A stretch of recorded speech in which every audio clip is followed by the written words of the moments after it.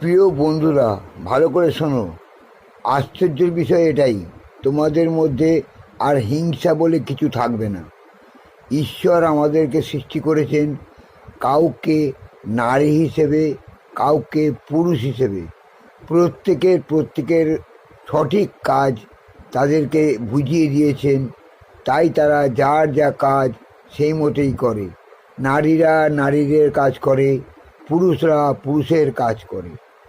একদিন স্বামীর মনে হলো যে তার স্ত্রী ঘরের কোনো কাজকর্ম করে না, খালি বসে বসে টিভি দেখে এবং পাড়ার মেয়েদের সঙ্গে, বউদের সঙ্গে খালি গল্পা করে, পরনিন্দা পরচর্চা করে, হাসি ঠাট্টা করে দিন কাটায়, তার প্রতি কোনো যত্ন করে না। এই মনে করে স্বামী একদিন ঈশ্বরকে বলল, হে ভগবান, আমাকে তুমি নারী বানিয়ে দাও। নারী বানিয়ে দিলে আমি অনেক সুখে থাকবো, কারণ আমার স্ত্রী তো কোনো কাজকর্ম কিছুই করে না। তখন ঈশ্বর বললো যে, ও তাই তাই, তোমার স্ত্রী কোনো কাজকর্ম করে না, ঠিক আছে, তোমাকে আমি তোমার স্ত্রীর রূপ দিয়ে দিচ্ছি, আর তোমার স্ত্রী তোমার রূপ পেয়ে যাবে। এরপর যার যার কাজ তোমরা ঠিক ঠিক করবে। বললো ঠিক আছে, আমার খুবই ভালো লাগবে। এইবার ঈশ্বর দুজনকে দুজনের রূপ দিল।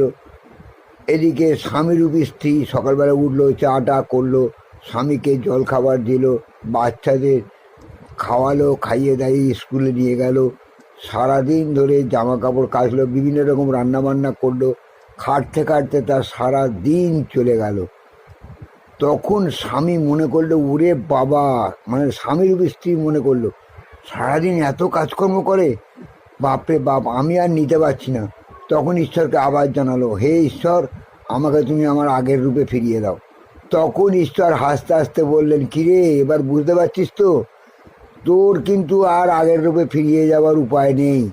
আগের রূপে তুই আর ফিরতে পারবি না, তোকে ওই স্ত্রী রূপেই থাকতে হবে। বলে কেন? বলে তুই এখন প্রেগনেন্ট হয়ে গেছিস, তোর 9 মাস পর বাচ্চা হবে, আগের রূপে তোর ফিরে যাওয়ার কোনো আর রাস্তা নেই।